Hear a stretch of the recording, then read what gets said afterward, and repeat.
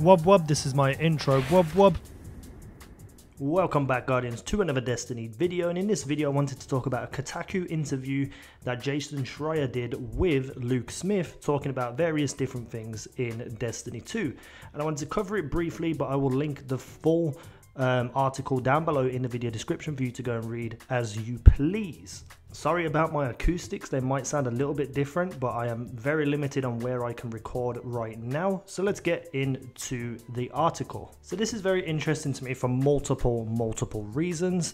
When you look at this, it's titled about open world and how open world the game is going to be, and that is something I'm very interested in. Exploration is key for me to enjoy a game. That's why I'm looking forward to something like Anthem, which looks like massively open world, and exploration is encouraged in that game, and I'm hoping Destiny 2 actually does similar things to that as well. But one of the first questions asked was, what is the darkness and will it like be in Destiny 2, etc, etc.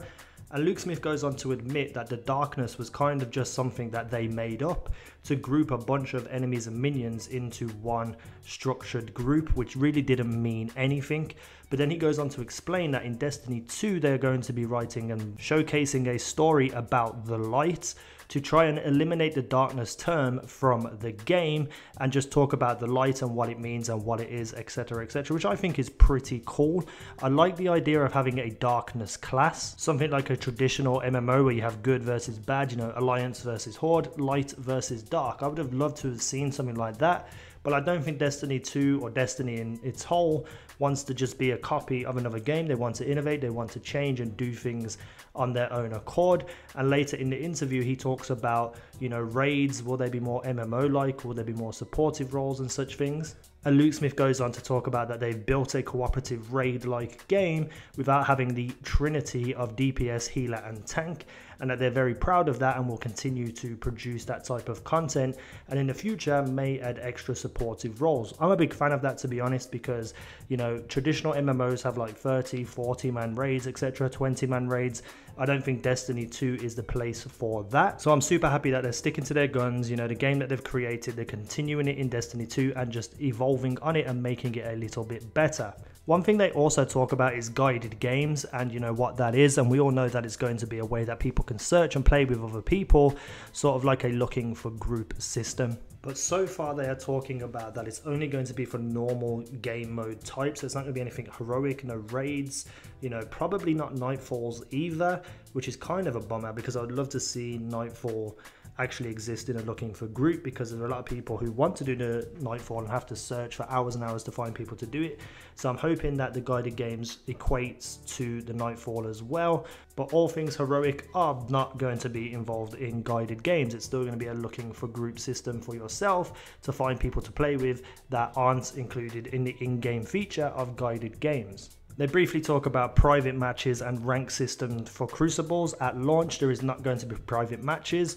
Don't know why, can't understand why it's not at launch. I'm a little bit disappointed. And the ranking system is something that they're not focusing on right now, but in the future they may introduce something like a ranking system for Crucible, which would be super cool. I would love to see that, because you know, the people who are professional players, the people who are high skill tiered levels and such things, can all play together and test each other and just be better at the game than most people, without having to just stomp on people who want to enjoy the game just playing Crucible normally. And then they talk about how open world the game is going to be, and while it's not specific on how open world is going to be, they are looking for a new system in the map that they have, the in-game map. This map will showcase all the things that are happening in the areas, you know, so you could track down public events and such things, you know, you can get involved, there's ways to find things to do just through the map system, and you don't just have to drive around and hope that a public event hits. There's going to be fast travel spots that you can unlock, so that really tells me that the worlds that we're going to be on, like the planets, they're going to be pretty big and vast, because if you're having a fast travel system, that tells me that it's going to take a while to actually drive there or run there, or whichever vehicles in the game. Having a fast travel spot tells me we're going to be invested in these planets, because they're going to be huge and the exploration is going to be ridiculous. There's also things like treasure maps where you're going to be able to just find things in the game by following, I don't know, like a mini quest line or something, or maybe just like an actual physical little map where you have to decipher where the treasure is and then find it in the in-game world and, you know, discover it and use it, whatever it might be, whether it's just, you know, glimmer or weapons or armor, etc. That sounds pretty cool to me. They talk about lost sectors being in the game where, you know, you go to certain areas which have like events, and there's a silent event class. It's called the silent, I guess, just silent, which is basically when a bunch of monsters show up and start doing stuff. So, you know, they have different event class types for like public events and such things. And they have something they call flashpoints. I think that's just like an internal name, they say. And basically it's like a featured destination, a featured location, and then there's a whole class of stuff that shows up when it's the flashpoint. So that's unique. I don't quite understand what they mean by that, but it's kind of looking like, you know, there's going to be specific events that happen at random times where it's not going to happen on a consistent basis like other things that would happen, like public events and such things. Maybe I've just misread it or not understood it, but to me it's not very clear on what that is. But they also say that special monsters that show up, so, you know, what does that mean by monsters? Is that just our normal enemy types like Fallen Cabal, Taken, etc.? Or is this like actual monsters like big, I don't know, gorillas? I don't know why gorillas came to my mind. Or more lore-based, something like the Ahamkaras or something might come into existence and then you can fight them or something. I don't know, but it looks like they're really putting a lot of emphasis on exploration and planets and things to do there, which I am more than happy and excited for, because that's something that I feel lacked in the original Destiny, that I had no reason to go to planets. So I am super pumped.